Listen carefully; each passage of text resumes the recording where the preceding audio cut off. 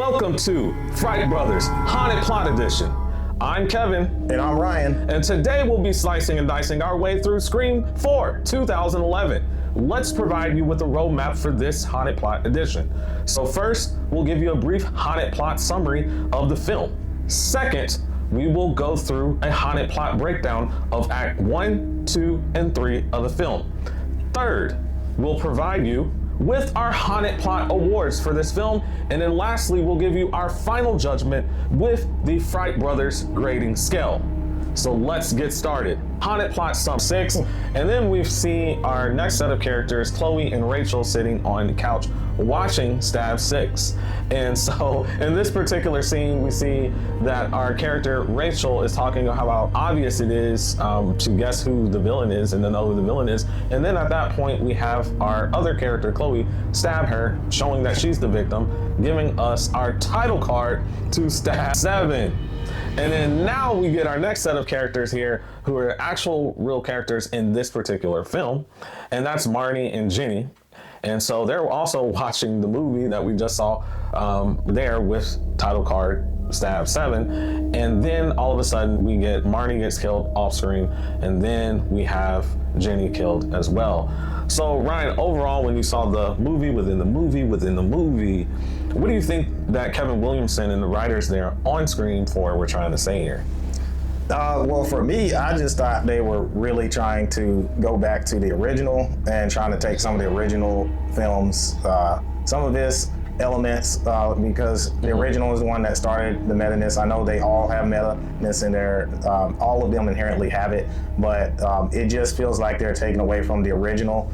And then it was way too confusing. It's like, it didn't make any sense. Like, how are you watching a stab film within a stab film? Like, that makes no sense. So I think they should have just stuck with one of those. I did not like the fact that we have all these daggum stabs. It just made no sense to me. Like, just stick to one. Yeah, exactly. So I did enjoy the fact that they did criticize Saw. For those of you who don't know, Saw is one of my least favorite horror franchises because it concentrates so much on blood and gore. I don't really like it that much. And then also, if we think about what other movies were created or have been created around this time period, we noticed that we had Rob Zombie's, his Halloween movies were created in 2007 and 2009, which were just a few years before this movie was created. And then we also have the Friday the 13th, 2009, which was created. And we noticed a trend during this time period where films, especially in the horror genre, were just slash and gore. There wasn't really much plot behind what was going on or much of that. It was more about the blood, like the Saw, the guts, the churning, the breaking of bones, like the Friday the 13th, 2009 and Rob Zombie's Halloween movies. So let's move into our scene here. So we get our return of our main character, Sidney Prescott. So we see her return. We see that she's not the Sidney that was before in Scream 3, who was still wearing her dead boyfriend's or her former boyfriend's, I guess, a jewelry or piece or something like that. Now we see that she's moved on. She's wearing a dress. She has on high heels. She's a professional. She's on a book tour. So for me, and this goes for all the Screams moving forward, enough with the legacy characters. Just focus on giving us a new set of characters, because it just takes away when you keep bringing in the same characters each movie and you keep repeating the same things. You just don't have any faith that, like, you don't have any faith knowing that this character is at stake, like their life in the movie. You know that character is gonna live for the most part, because we've already seen 3 installments with Sidney Prescott, with Gail, and with Dewey, and it's just like, it gets annoying. And I know in one of the later installments, one of those legacy characters dies, but it's still been done too many times. They need to just bring in a fresh new cast. Sorry. Yes. Yeah. So with this, if we notice back in around that time, so 2008, 2009, the early aughts, what we have is a lot of self-help books coming out here. So we had Tim Ferriss's the 4-Hour Work Week book. We had Joel Osteen's book, who's a famous pastor in Houston. His book came out, Your Best Life Now. We also had presidential candidates coming out with books. For example, President Obama at the time, who was Senator Obama at that particular time, came out with a book called Audacity of Hope and Change We Can Believe In. So these books became bestsellers, New York Times bestsellers, from politicians, pastors, people who were in the business space. It was the equivalent of essentially being an influencer on YouTube today. Yeah. That's what books were back then when this film came out. And so that's why this book tour is so important here. And so it's about the fame, the fortune, and the relevancy. So let's go ahead and move over to our new cast of teens here. So we have our new cast of teens, and many of these teens, were famous. These actors were famous from other movies that they've done or other types of shows. So Jill Roberts, played by Emma Roberts. Yeah. She was well known. She was very, very already known, and then later became known for American Horror Story, which was a few years after the filming of this. And then we had Kirby Reed, and that actor's name is Hayden. And so Hayden was very famous from, do you guys know what movie? Let me tell you, the movie is Remember the Titans. So if you remember the young girl there who was the daughter of the assistant coach in the movie, that was her. That was the actor. That was her in the movie. So that was filmed before this, back in 2000 and early 1999. Trevor, who was in the movie, but just like the people there at Deadbeat said, or James A. Janice said, he's basically he's a throwaway character. I felt the same way. Anybody could play that character. He happened to be a model, and I think he still models today. You had Olivia. So Olivia was one of the friends of our main character, Jill, and so she wasn't really as popular, and I looked at their filmography, and it wasn't that extensive at all, even back then when she was right before filming this movie. We have Charlie and Robbie. And so one fun fact is that the character who played Charlie was actually related to the Home Alone actor. Well, I didn't know that, man. So Coughlin, what is his name? Macaulay Coughlin? Yeah. So that's his younger brother. So the guy, that was his younger brother, Rory Coughlin, is the younger brother. He plays Charlie, who we find out is one of the killers in the movie. And then we have Robbie, played by Eric Knudsen. He was famous for his appearance in Saw 2 earlier when he was a younger boy. What were your thoughts about this new cast here? So I like that we get a younger cast for this movie. However, the cast, I feel like there's not enough depth and character development with this cast. They feel very surface level. They don't feel like real people. Like they, just like how we were talking about Trevor, like he's a throwaway character. Like most of these characters, with the exception of maybe Jill and then maybe Kirby, her character, like both of those characters are good, but everybody else is just forgettable for the most part. So yeah, I would say the same. We were looking for a big blockbuster moment. This film actually was the least amount of gross as far as any Scream movie. It grossed the least. All the other Screams from 1 through 6 grossed over 100 million at the box office. This was the only one that didn't gross that much. And then additionally, it had the highest budget out of all of the Scream movies. It's had the highest budget up till to this day. So this cast really was a lackluster cast, unfortunately, and didn't live up to the expectations. So we'll go ahead and move over to Dewey and Gail, our original couple. They're back from Scream. So one thing here is we know that off screen they're married, but they were going through a separation at the time of the filming of this film. And we see on screen here that from our previous movie, Scream 3, that they had just proposed and everything looked hunky-dory and all this kind of stuff. But now we get to this movie, and now that they're living together as husband and wife, they're kind of very distant in this film. Dewey is the sheriff, and then we have Gail doing her reporter work, investigative reporter work, as she typically does. So what did you think when you saw these characters in the film and how they interacted? So we all know that I don't like Gail for the most part. So seeing her didn't really do it for me. I don't care for her character. Dewey, I like that we get to see him as the sheriff of Woodsboro. That seems more believable than how they brought him into the previous film, the Scream 3, where he's somehow in Hollywood with Sydney and Gil. They all somehow happen to be in the same area coincidentally, and there's a new Ghostface who's directing a film. You know, that kind of didn't make any sense, but in this one, the writing was a little bit better. But yeah, that's my take on that. So what about you?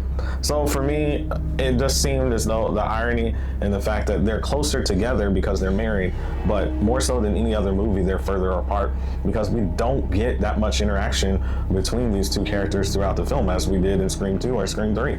So let's go ahead and move on to the inciting incident that brings our main character, Sidney Prescott, back into business. So we see that, as we mentioned before, that Sidney Prescott is on her tour here with a publicist that we'll talk about later in the movie, and she goes to this bookstore. Bookstores were really popular, like Barnes and Noble, Books a Million, especially back in those days.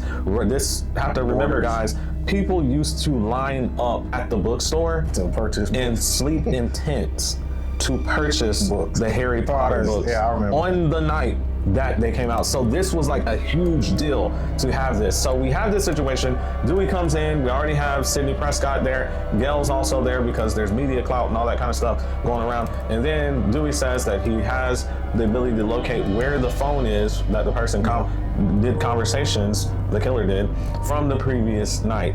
And so what he does is he notices that it's going off at Sidney's rental car. So they open up Sidney's trunk, and what do they see, Ryan? So they find the phone, and they also, what else do they find? They find the knife, and then they find all this blood and bloody stuff there on Sidney Prescott's mind. So we see that she's set up through this one, and so that gives us our arising incident. That leads us to the remainder of the film. Moving on to Act 2. So here we get our scenes where we have Ghostface calling our presumably, our protagonists, Jill, Kirby, and Olivia. And so Ghostface calls them. They end up going to and getting this reported at the police station. So they all go to the police station after hearing from Ghostface to report it to the police. In walks Jill's cousin, who is Sidney Prescott. And so they have a brief encounter. They talk to each other for a small moment and they move on. But we want to move into some of the kills. So one of the kills occurs soon after this is with Olivia. So Olivia has the death scene. She is one of Jill's friends. And so Olivia is important because of what she said earlier, is that she felt as though Sidney Prescott, Jill's cousin, is the Grim Reaper, that she shouldn't have been a part of this Stab franchise or Scream franchise, but that she should have been a part of Final Destination because everyone that gets in contact with her ends up dying. And so that's important because what happens is that Olivia declines the invite that Jill offers to her and Kirby to go to her home and watch one of the scary movies at her home. And so, Ryan, what happens there when they get that ring and you see Jill and Kirby in Jill's room? More brutal kills in the franchise because we see her, the aftermath, she's been disemboweled and everything, and the whole room is just filled with blood. Blood splattered all over the walls. Everything. It's just, oh man, it was a brutal kill. So yeah, this one reminded me of one of the movies that we watched that I don't tend to like, and that is Terrifier 2, the bedroom scene. This reminded me of that. I wonder if our friend, actually it's not our friend, but director Damien Leone, if you were influenced by this particular kill scene of Olivia in Scream 4. So food for thought there. Let's move on to our next kill. So we have Rebecca Walters, who is the publicist of Sidney Prescott. She's the one organizing these book tours and things like that. Now, she seems to be very callous towards the deaths that are occurring, the murders that are occurring, death there. And then you start to see the wheels churn with Gail, the investigator. So what does she end up doing, Ryan? So that's when Gail starts doing her detective work, and she goes to the cinema club. Yep, she joins a cinemas club. So you have this 40-plus-year-old woman who's not a teacher, who's not a parent, who's going into a high school cinema club to sit and watch what's going on there. I was like, okay, this is a little weird, especially in today's situation. Maybe 10 years ago, 15 years ago, it wasn't so much. But then that's where she starts to investigate, and she gets the word that they're gonna have this stab party where they're gonna watch all the stab movies there at this barn here. So then she ends up going to the barn with a ghost face mask, and we see that Gail has to go to the hospital. What were your thoughts? So I know Ryan does not like Gail. I don't like her character. Yeah, so she gets carted off to the hospital, and then we have some more kills here. Deputy Haas is killed, as well as Deputy Perkins is killed, and then we also have the Ghostface killer calling our good friend Sidney Prescott, and then we also see a scene where Ghostface actually goes into Jill's home. Ironically or coincidentally, Jill is not there or does not get harmed. And so what happens is Jill's mother gets stabbed, Sidney ends up escaping, and then we have Deputy Judy come in after the fact, after the mother has been killed, and she's starting to look like she's suspicious of Sidney Prescott, but Sidney just takes her Cadillac car and she hightails it out of there looking for Jill, who is at Kirby's home. So that's where we'll get into act 3. Okay, so moving into our final act. So the final act takes place at Kirby's large home. I mean, these people must be multimillionaires because the homes that they have are so large. I mean, these homes are like 6,000, 7,000 square foot homes with fully finished basements and stuff like that. That's just one of my little pet peeves about the movies here, especially with Scream here. So we go into Kirby's house. She lives in this humongous Victorian palatial estate here with many rooms, including a fully furnished basement and completed basement there. And so what happens is that it looks like Kirby is wanting to make a move on Charlie. They're about to kiss. Trevor comes in, interrupts, and then they aren't able to kiss. Charlie goes off. You have Trevor sit down. You have Kirby give Trevor a kind of evil stare. He walks off. And then we find our protagonist, Sidney Prescott, arrive here. Ghostface also comes out. She's answering, she opens the doors. Similar scene as to the first screen, where you have Charlie in a seat outside in the back patio area, and he's tied up, the lights go out, he's tied up, and it looks like he needs help or he's gonna be killed by Ghostface. So our good friend here, Kirby, tries to help him. But what happens in the process? So he betrays her. He has some big freaking Ghostface knife on him, what class or whatnot, but having the same classes together, and you just now notice me, and then he stabs her. Yeah, stabs her. So it's significant that she's not dead in this one because we'll see her in later films. So we have Charlie go up there, and then we get our protagonist Sidney get stabbed by the other Ghostface, which happens to be who, Ryan? Jill. So Jill, Emma Roberts. 5'2" So Ghostface. Jill Roberts here, she gets stabbed, and then the reveal is Jill. And then so we have Charlie and Jill, who are our Ghostface in this particular movie. And so reminiscent of the first Scream, we have them go into the kitchen, just like they did in the first Scream with Sidney. And Trevor is tied up there. And what they do is Jill ends up killing her boyfriend. And then no friends, fans. And so we see that, and then what happens is she starts to mutilate herself as well, and then she becomes incapacitated. And of course, Sidney's already incapacitated by Jill stabbing her and stuff like that. And so they both are taken to the hospital, separate rooms, unconscious. And then Jill wakes up. She's talking to Dewey. Dewey is very happy. He doesn't know what happened, who's the real killer, who's the Ghostface, so he thinks nothing of it. But one common thing that she shares with him is that she reveals that she knew that she knew Gail was injured. She knew Gail was in the hospital, which she shouldn't have known because she wasn't supposed to go to that party that Gail had attended where she got stabbed. And so they figure that out when Gail and Dewey are talking, and so they realize that Jill is the Ghostface. And so they go over there. Jill is trying to kill Sidney, and then they go over there. She's like, "Who are you, Michael?" Essentially what happens, she tries to kill Sidney. She doesn't, not able to. Jill ends up getting killed by Sidney there, doing the clear thing, and then she gets back up for the shard, the glass shard, and then she gets shot by Sidney. So Ryan, what were your thoughts? Okay, so Jill I like the Ghostface reveal. I don't like her as Ghostface because she's not physical enough to be a Ghostface, and neither is Charlie, right? Yeah, Charlie, he looks like he's 5'5". like neither one of them. It's not a knock on them. It's just the Ghostface is like 6 foot, and so when you see characters that are not in the ballpark of that and don't look like them, it's kind of hard to imagine. Okay, yes. So let's go ahead, Ryan, and get to our Fright Brothers Haunted Plot Awards, Ryan. So if you can go ahead and get to that. Okay, so for our Fright Brothers Haunted Plot Awards, so first award we're gonna do is the most haunted scene. So Ryan, what was the most haunted scene? Okay, so I would have to go with, it's definitely gotta be the scene where Olivia gets slaughtered in her home and Kirby and Jill are watching, and then we see the aftermath with all the blood scattered all over the walls and she's disemboweled. So yeah, that was pretty bad. So I would agree. That reminded me of Terrifier 2, the bedroom scene. So we will give that scene of Olivia's death the most haunted scene. So Ryan, what about dumbest survival attempt? Okay, so dumbest survival attempt. So just thinking.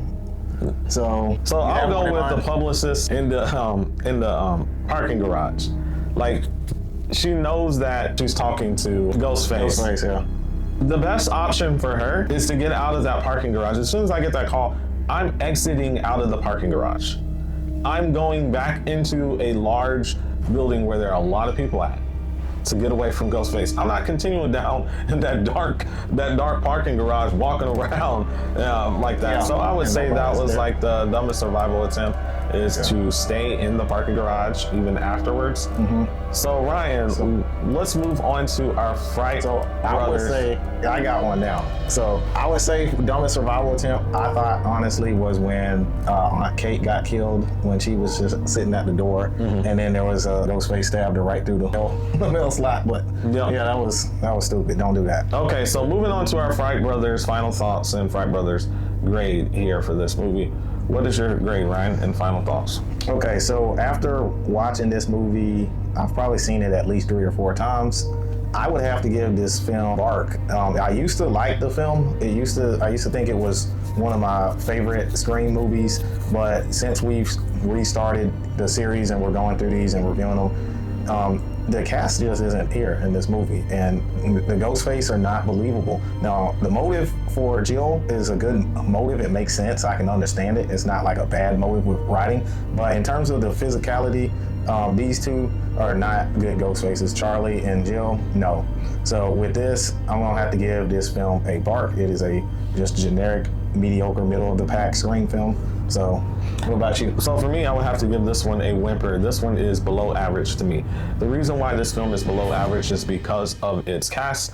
Not the original cast, but the new cast. They bring the movie down significantly, especially with Trevor. He was a wash in the movie. He's a throwaway character. Robbie was a wash in the movie. The actor that played Robbie, your character, was a wash. And the same, I would say, with Charlie as well.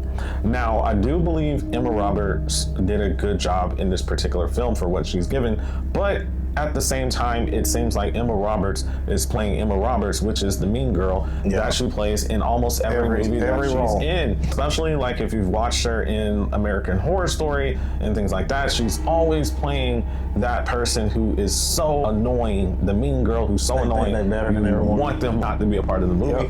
And so you have that, and then you have the movie being a little bit too on point. We're going movie within a movie within a movie for our opening scene. I felt like that was a bit over the top, a bit too much there. We didn't need that. And I think they needed to spend a little bit more time fleshing who an actual plausible Ghostface would be. Because we don't have that with Charlie. Charlie's an undersized guy, which no problem with being undersized, but it's not believable as Ghostface, and the fact he's not athletic at all. And the same is true with Emma Roberts' character Jill. It's not believable that any of these two people would be Ghostface or even have the impetus or the reasoning and rationale to be Ghostface. So with that, I would have to give this a whimper. So Ryan, what are we working on? Okay, so we're gonna be moving on to Scream 5 and 6, and then also doing Five Nights at Freddy's as well, and then a few tier rankings. So okay, and remember, Fright Fam, be watchful.